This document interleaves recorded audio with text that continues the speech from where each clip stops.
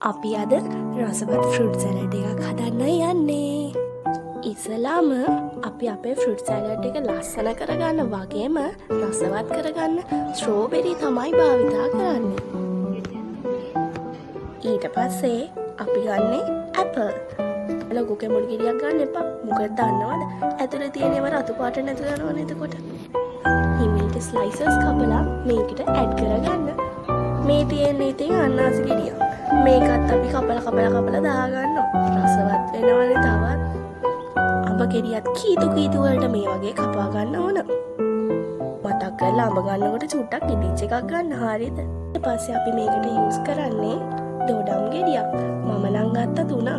ඔයාලා කැමති විදිහට දාගන්න පුළුවන්. ඒ වගේම ඔයාට කැමති විදිහට ඉදි භාවිතා කරගන්නත් පුළුවන්.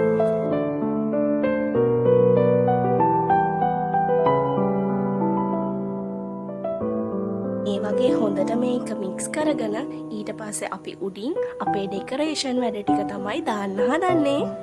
දන්නවද මේ දාන්නේ මොනවද කියලා? මේකේ ලස්සන වගේම රස වැඩි කරගන්න පේරිච්ච පළතුරු කෑලි තමයි මේ උඩින් දාන්නේ. ඒ වගේම ඔයාට හොයාගන්න පුළුවන් නම් මේකට කජුත් ඇඩ් කරගන්න. ඊට පස්සේ තියෙන ඉතින් මේකේ රස බලන්න තමයි. මෙන්න ඔයාලත් හදලා බලන්න. මේ අලුත් අවුරුද්ද මේ වගේ සැලඩ් එකක් හදලා ඔයාගේ නෑදෑයන්ගේ හිතුත් දිනා ගන්න.